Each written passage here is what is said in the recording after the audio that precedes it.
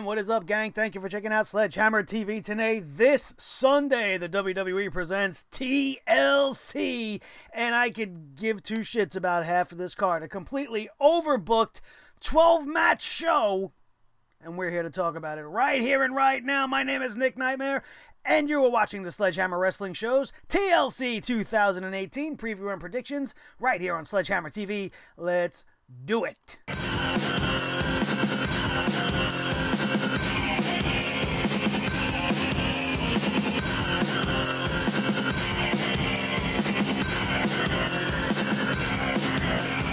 The Sledgehammer Wrestling Show.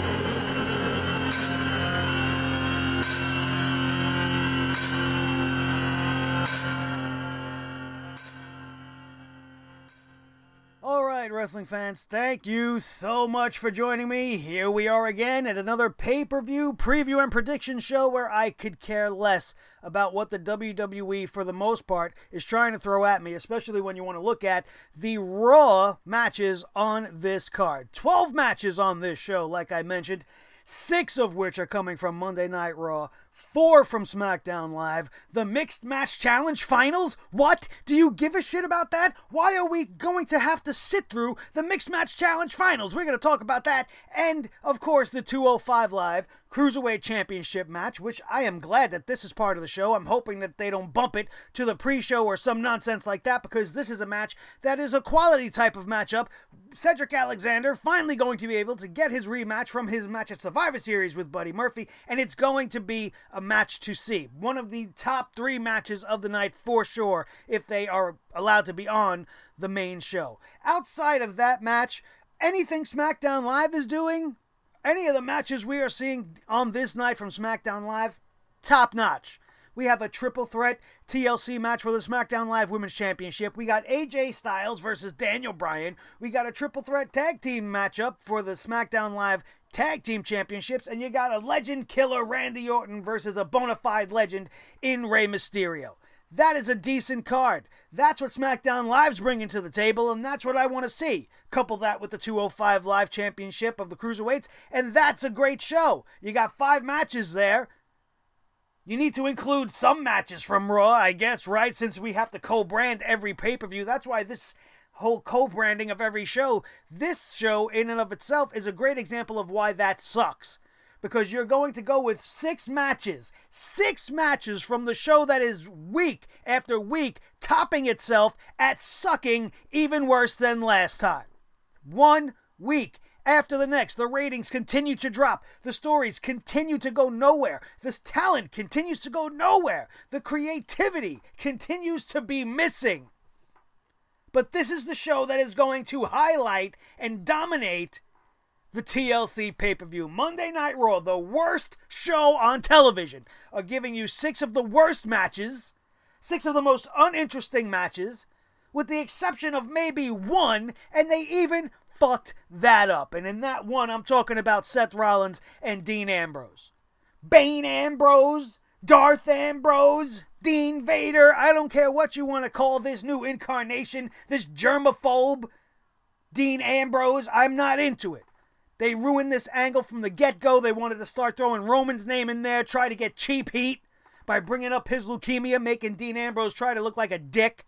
When you know for a fact he don't feel like that about Roman Reigns, it's all bullshit. They're not going with reality. Oh, they're touching reality. No, they're not.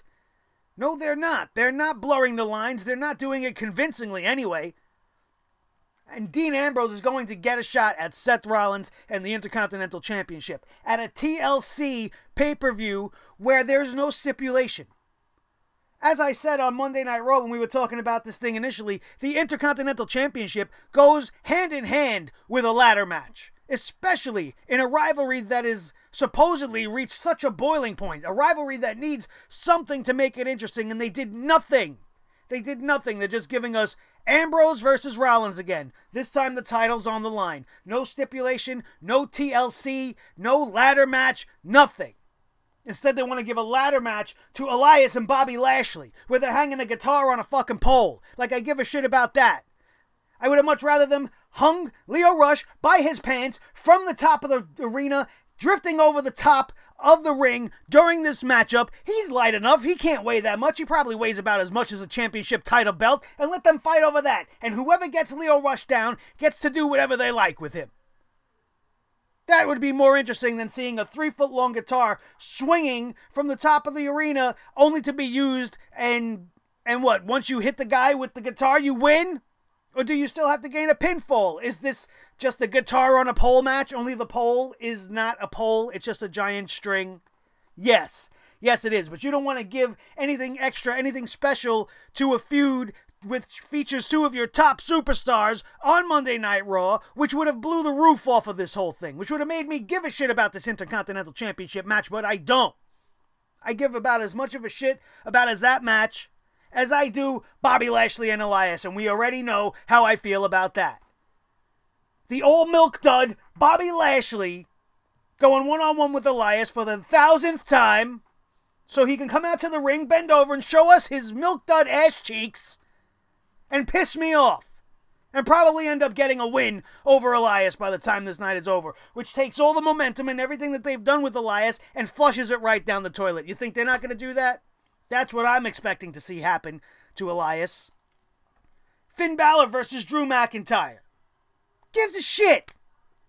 Who legitimately gives a shit? Finn Balor supposedly injured. Is he even going on with this match? The same can be said with Braun Strowman. Nobody knows the status of Braun Strowman.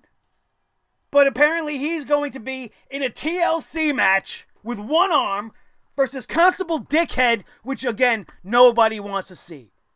This guy is reaching Jinder Mahal levels of go the fuck away. And I can't stand it anymore. This is the TLC match you have planned for Monday Night Raw? This is what you want to show us? Not the Intercontinental Championship? God forbid Brock Lesnar shows up, and that's really why we're getting this match to begin with.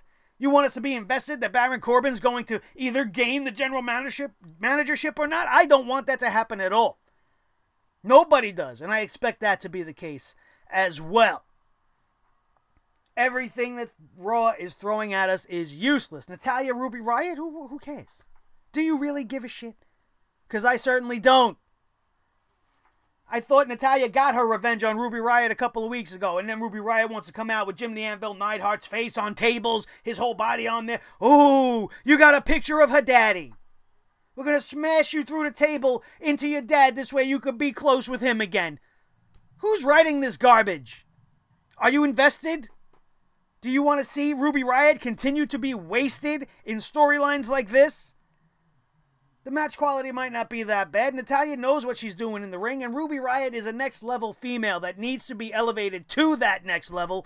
Hopefully this is going to be the beginning of that. But do you think for 1 minute that we're going to see Natalya lose in this match? I certainly don't. Everything Raw is throwing at us can easily be removed from this show, and this would be a great show. But you got to include the true B show, actually the F show. They shouldn't even be the F show because it's not B show rather, because they're nothing but a failure. They should just be F for fucking awful and failure. Let's go down the official card one match at a time, as we do during these preview and prediction shows, starting off with match number 1, which, again, this is absolutely ridiculous. This is fucking ridiculous. This mixed match challenge nonsense has got me so hot under the collar that it hurts more than my neck actually hurts from all the training I put into this week. It hurts my soul to see this matchup. Do you know why? Not because of the dance break duo, not because of that other duo on the other side, Mahalisha Rajahika, I don't give a fucker. But the winning team in this scenario for the Mixed Match Challenge, the winning team gets to be the number 30 entrant in each respective division's Royal Rumbles. You guys, look at our choices for number 30. On the women's side, Alicia Fox. Number 30. Number 30 in the Royal Rumble. For the women. Garbage. just like next to her. Jinder Mahal, number 30 in the Royal Rumble this year.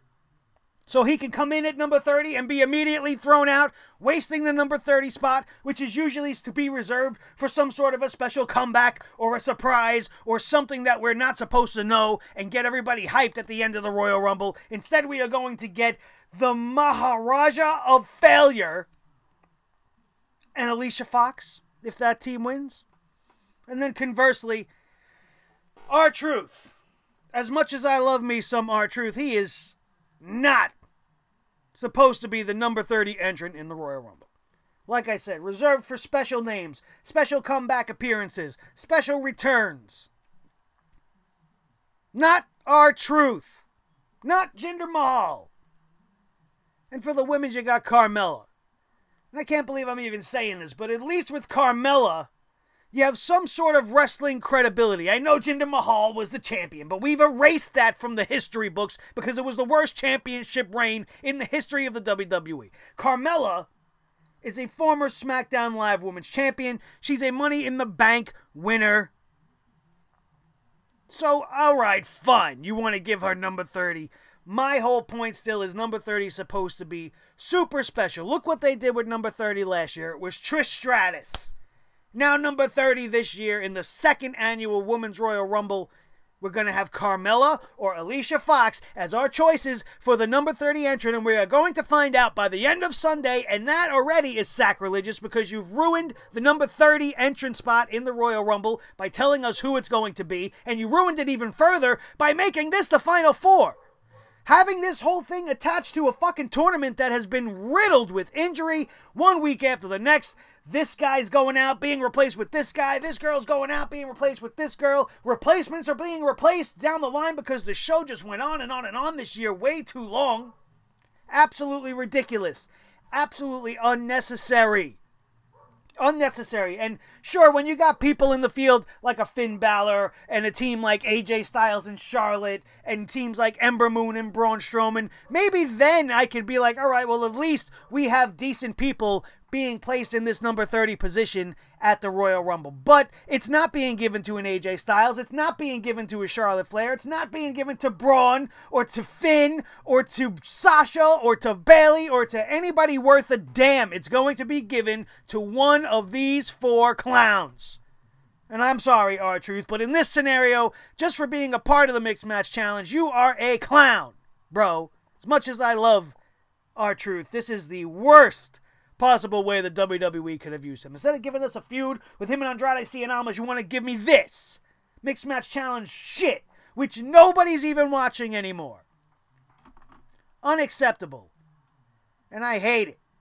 In case I didn't make that clear to you guys from the get-go. Let's move on to match number 2. Drew McIntyre and Finn Balor in a match that means absolutely nothing to anybody. There's nothing at stake. This is Finn Balor trying to, regain retribution for the fact that Drew McIntyre is so much bigger and taller than him and Claymore kicked him to the face or something at some point. This match is very nonsensical. It doesn't mean much. It's just getting Drew McIntyre a paycheck. It's just getting a spot for Finn Balor on the roster when there is no logistical reason for them to really be there. Unless Drew McIntyre is going to be in that Intercontinental Championship matchup, which would have been more interesting to me, Seth versus Dean versus Drew, and even throw Dolph in there in a 4-way ladder match for the Intercontinental Championship. Then I'm invested, but instead you want to give me Drew McIntyre and Finn Balor to fight for no reason.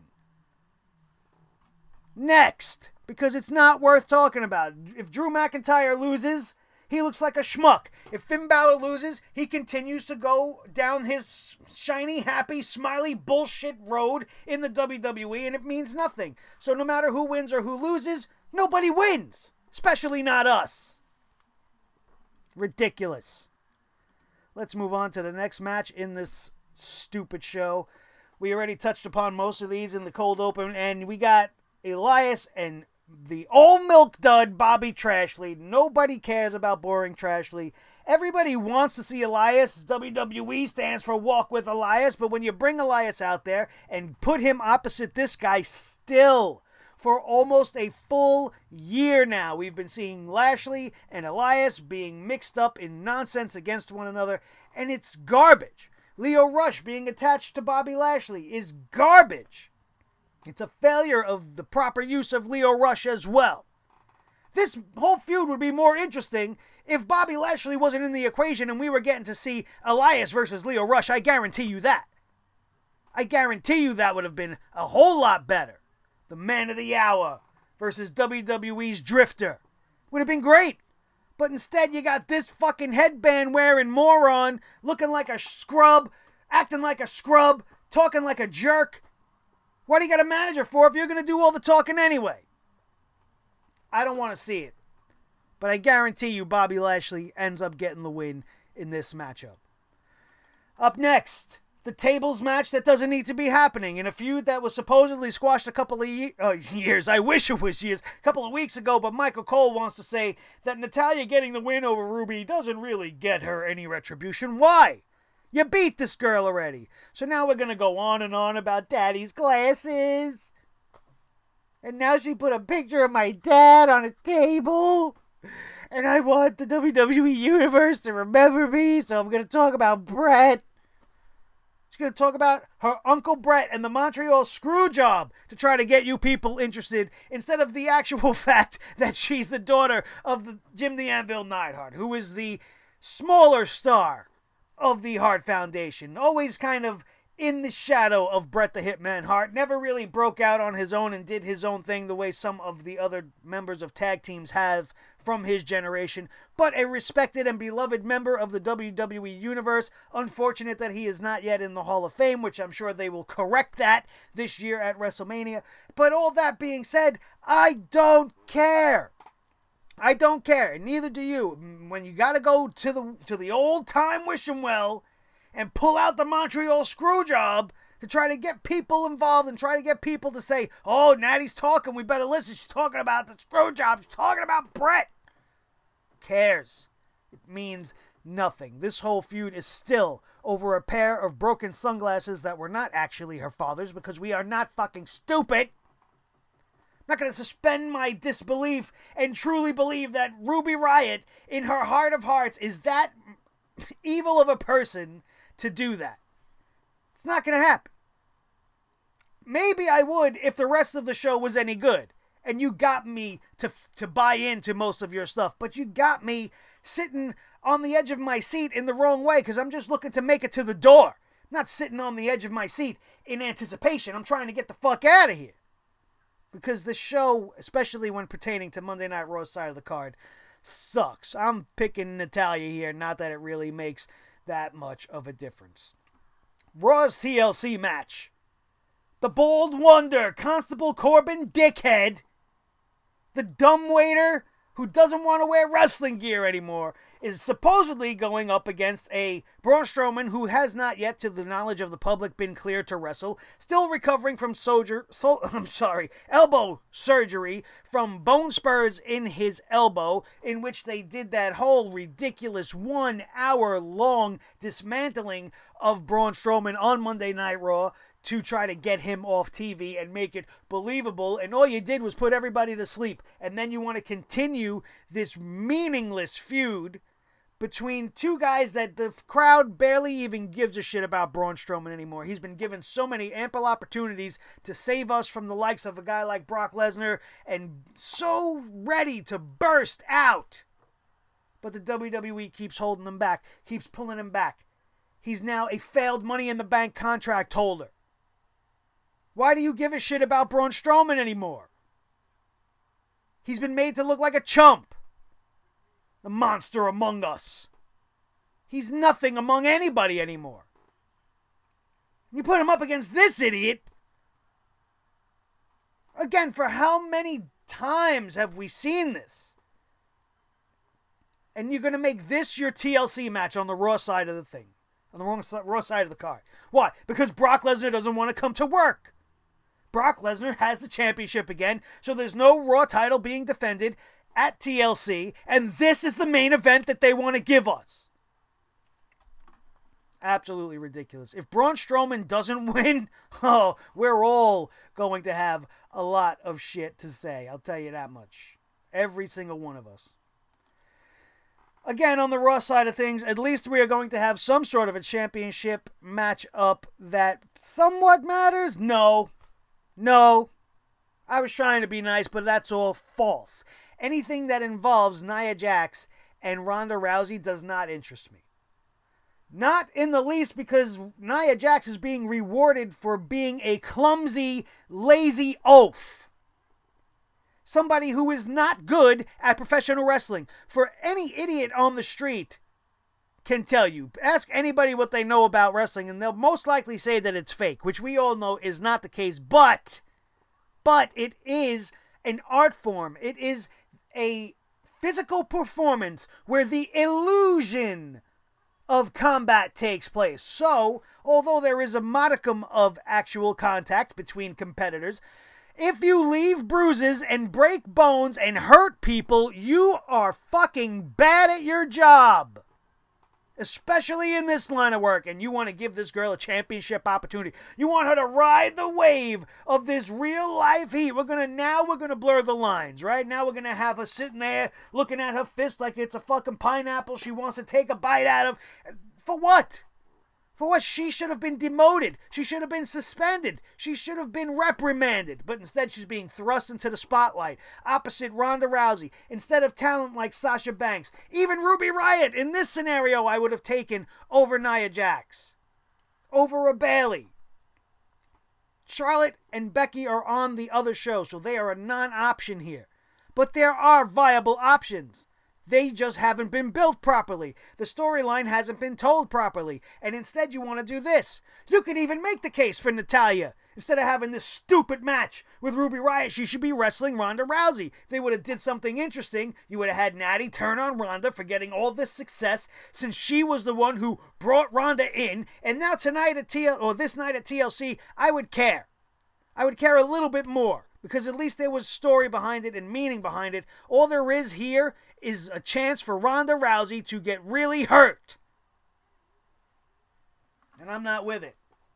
So until they get away from this and start moving towards some more solid women's division storylines, I really don't care. This is another match we could have eliminated from this card, and it wouldn't have made a lick of difference. It would have made the show better. Ronda Rousey better win. That's all I'm saying. Next up, this is where we start to get a little bit happier, as most of the shit I front-loaded to the beginning of this thing. We got Buddy Murphy and Cedric Alexander in a Survivor Series rematch for the Cruiserweight Championship, and this is going to blow the roof off. Buddy Murphy has been doing some of the best work of any roster, any wrestler, anywhere. Any weight class, any time of day. Buddy Murphy is ready to go. This guy is next level good. You thought guys like Cedric Alexander were good. You thought a guy like a Mustafa Ali was good. Wait till you get a load of Buddy Murphy. Those of you that have been watching him here and there, you know what I'm talking about. This guy is ready to blow. And he is doing the Cruiserweight Championship justice. He is carrying it with pride. He is defending it fantastically. And I cannot wait to see Cedric Alexander try once again to get his hands back on that Cruiserweight Championship. But I'm sticking with Buddy Murphy as my official pick here, because the guy's just been, like he said, the juggernaut of the Cruiserweight division, and it's been something to see.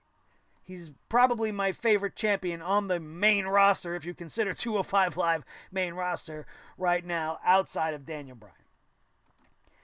The SmackDown Live Tag Team Championships are going to be contested in a triple threat tag team match. Not a TLC tag team match, but just a regular, straightforward triple threat match in which all I can hope is the Usos come out on top. I don't know why.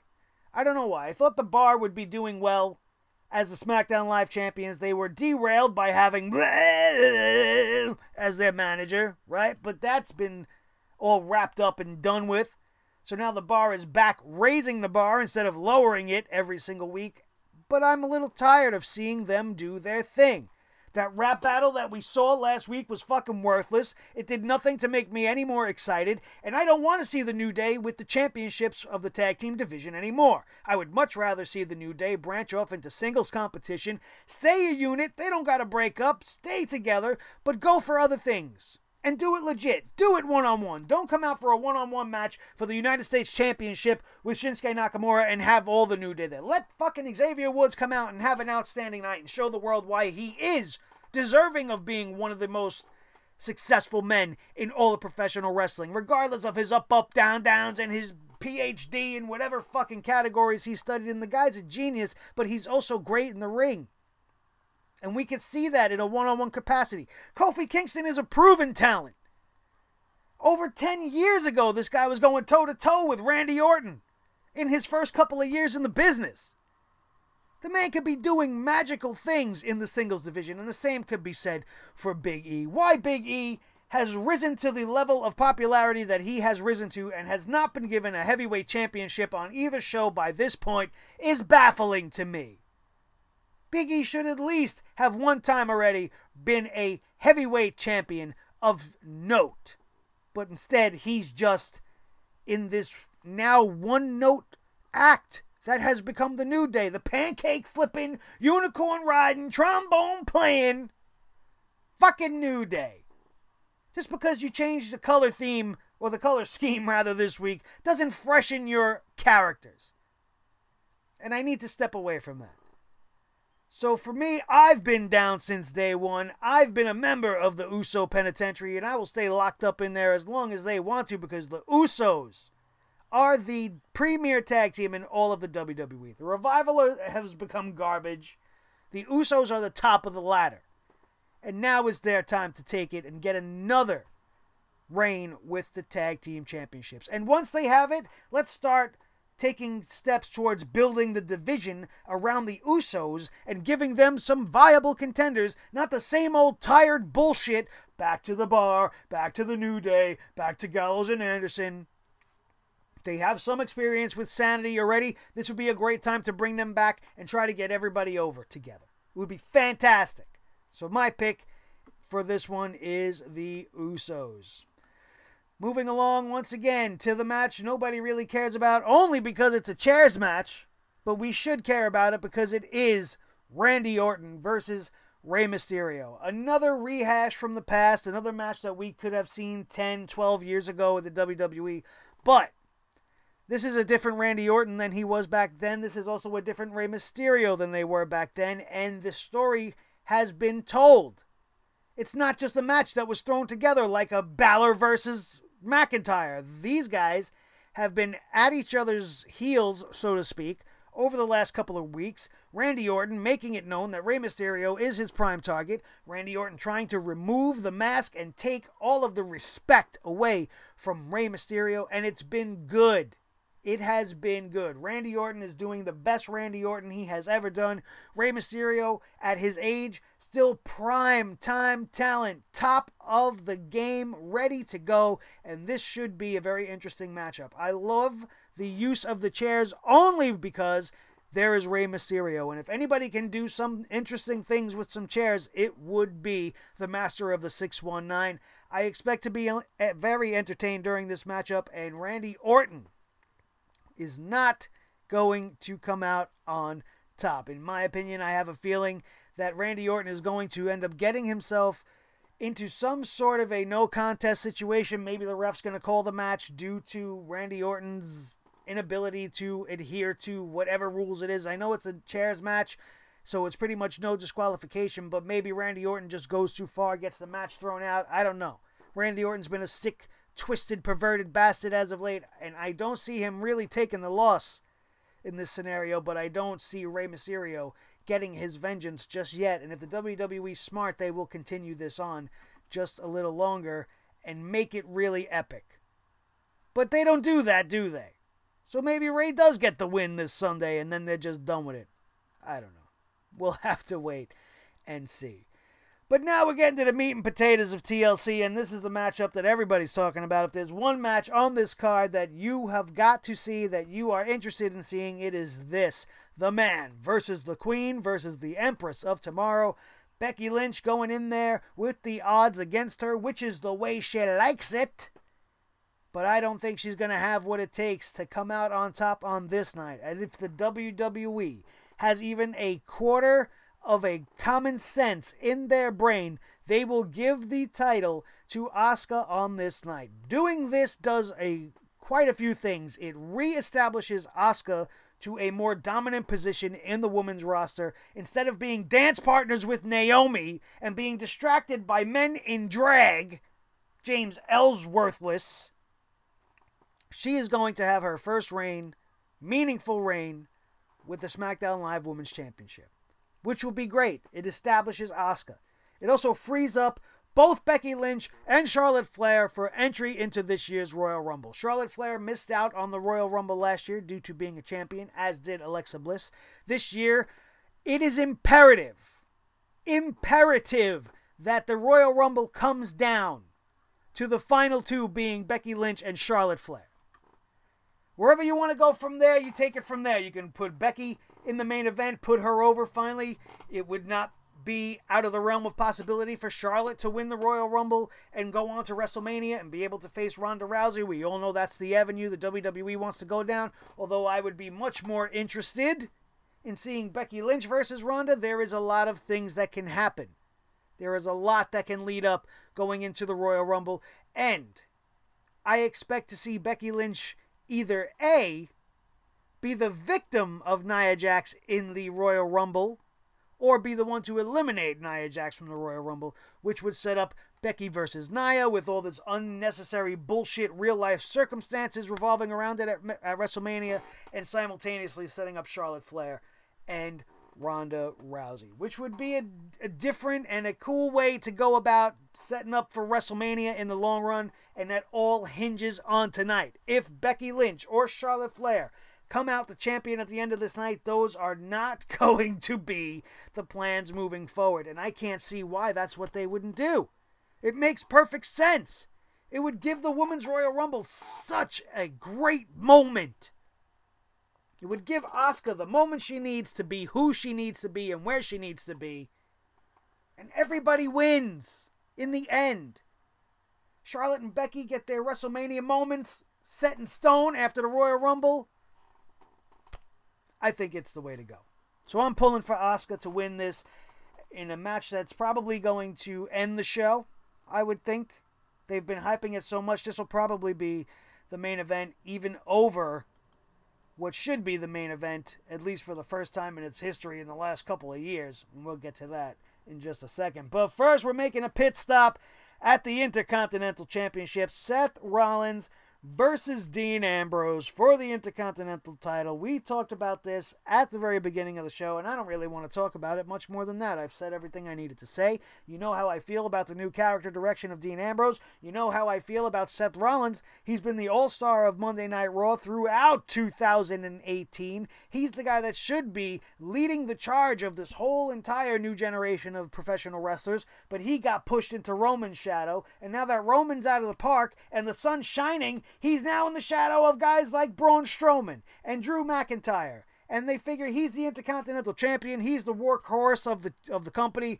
He's happy there. Sure, he's happy there. Why wouldn't he be happy there? The Intercontinental Championship is one of the most prized possessions in all of the WWE. But he should be the main event of this show. Seth Rollins was poised to be the very next big star. Quality match after quality match on Monday Night Raw, and continues to just languish in the mid-card, even with the Intercontinental Championship. And they gave this match nothing to get you interested. This is just another one-on-one between these two guys. The hatred between the two brothers is supposed to be enough to get you invested. But if there was any match on this card that needed to be a TLC match, it was this one. Not Strowman and Corbin. You need the ladder match for Elias and Lashley. This is where it was needed. It would have made it worth watching. Everything the WWE wants you to feel about this match, you would have felt about this match if they would have given it what it deserves. But instead, we need to have a TLC match for Baron Corbin's general fucking managership. Awful. I would not be opposed to Dean Ambrose taking the title away from Seth Rollins, if for no other reason than to elevate him into the next level. And let Dean Ambrose move away from Seth Rollins and get into some programs with some other guys. Not Dolph Ziggler. I don't want to see that again for the Intercontinental Championship. We saw that 3 years ago on SmackDown Live when it first started off. I don't want to see it again. Give Dean Ambrose new people to fight. Let him establish his own reign of the Intercontinental Championship away from Seth Rollins. Then maybe I'll be interested in what you're going to do. But I have no reason to believe that's what they will do. I have a feeling they're going to keep the strap on Seth Rollins as to keep him happy so he don't start making noise about becoming the Universal Champion. Because I don't think the Universal Championship is coming back to the show anytime soon. We're not going to see it until next year. I told you guys that at the Survivor Series. Brock Lesnar has the title. See you next year, stupid toy red rope licorice belt that nobody likes anyway. You're telling us how Monday Night Raw sucks every single week. You're not giving us a championship that's being built or given prestige. It's just sitting around the waist of a part-time guy who everybody's getting sick of. And this is all okay with you guys. And this is what happens. We get matches like this. On the SmackDown side of things, we get what should actually close the show. The WWE Championship has not closed a pay-per-view in, I want to say, years. I don't know if I'm exaggerating. But if there was ever a show that the championship should headline, it's this one. It's this one. But I guarantee you, AJ and Daniel Bryan will be bumped up further into the card to make room for the ladies to main event this show. And I don't really know how I feel about that at this point, because with the Universal Championship being placed on a pedestal above the WWE Championship, which is actually the more prestigious championship, to have the SmackDown Live Women's Championship showcased as the main event of this show over the WWE Heavyweight Championship, to me is disrespectful to the WWE Heavyweight Championship. Not taking anything away from the women and what they have planned and what they have done to get themselves to this point. I'm all for all of that. But this is still, at the end of the day, pro wrestling. And people aren't getting into the business. People aren't putting themselves through hell to get their hands on the SmackDown Live Women's Championship. That's not why they got into this business unless they are female. The WWE Championship has been disrespected for so long that there's finally a clear path. There's no Universal Championship in the way. And the WWE Championship, because it's associated with SmackDown Live, most likely will be put somewhere towards the middle of the card.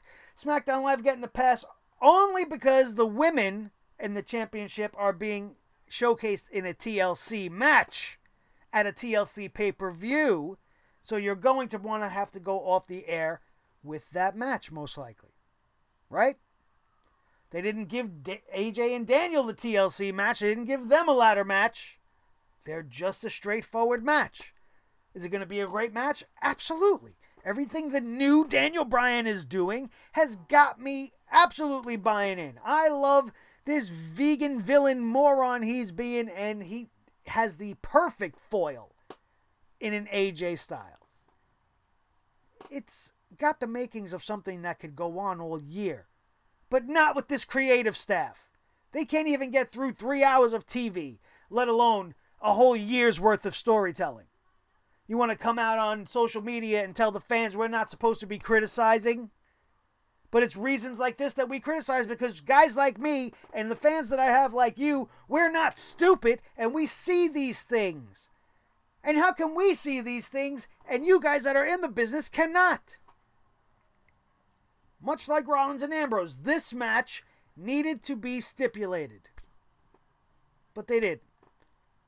AJ versus Daniel one-on-one. Right now, I'm sticking with the new Daniel Bryan. I don't see any reason for them to give the belt back to AJ. If anything, AJ should take this loss and then take a little bit of a vacation until the Royal Rumble, where he can maybe come back and win a shot at the WrestleMania main event to get back at Daniel Bryan, since he's going to have to go to the back of the line, and then let Daniel Bryan defend the championship against guys like an Andrade Cien Almas or guys like Rusev. That would be interesting. The new Daniel Bryan versus Rusev Day for the heavyweight championship of the world. Until we get to WrestleMania season, these are things that I could deal with. But I certainly don't think that SmackDown Live is going to be headed down that much of a common sense road. Because at the end of the day, there's only one name in pro wrestling that loves to ruin it more than anything else. And that name, we all know, is Vincent Kennedy McMahon. That's it, you guys. All 12 fucking matchups, most of which we don't need to be seeing. But for the most part, SmackDown Live setting the table for this Sunday's TLC pay-per-view in a big way. And is going to show Raw how it's done. The way it usually does. The way it usually does. Now, all that being said, it's been a very, very crazy week here at Sledgehammer TV Studios. I have been training at the House of Glory Dojo. As you guys know, I want to be a professional wrestling manager.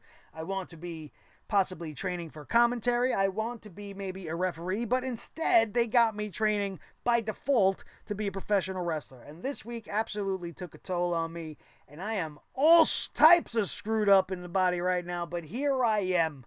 Here I am for you guys and all the pain that I have. So if you've seen any weird faces, or if you notice that I'm a little stiff in the neck, it's because I'm fucking hurting. Pro wrestling is hard, you guys.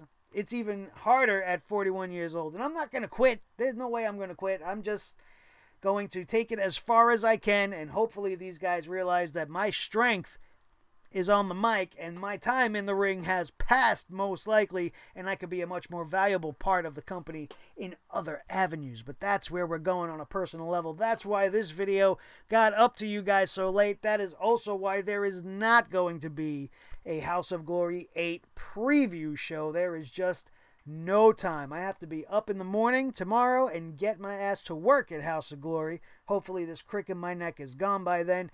And I have to help them do all the things I've always wanted to do. We're going to set up the ring. We're going to, get the arena ready for the show.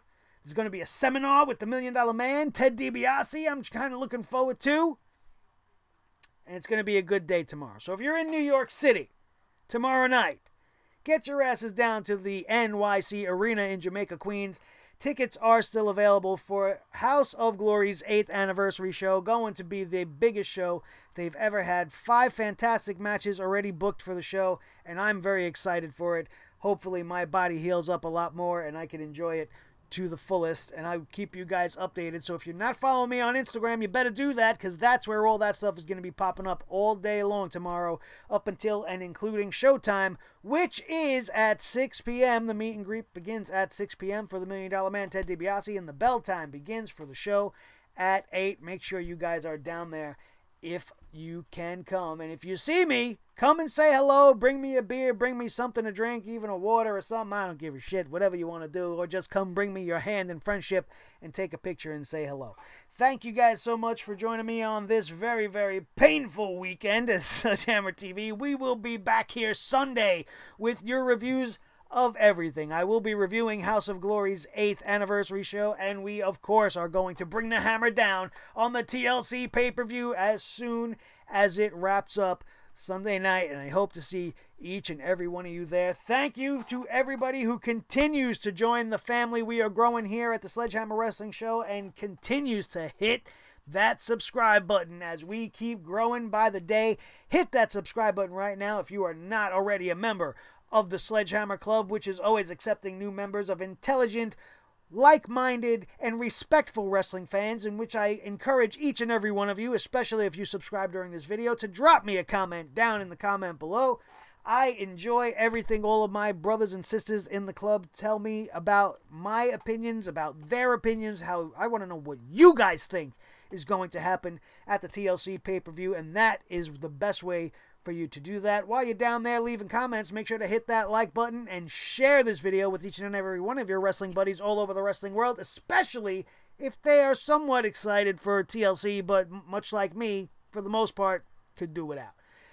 That, my friends, is all I got for you today. My name is Nick Nightmare. This is my team, Thor the Sledgehammer, the official Sledgehammer of the Sledgehammer Wrestling Show.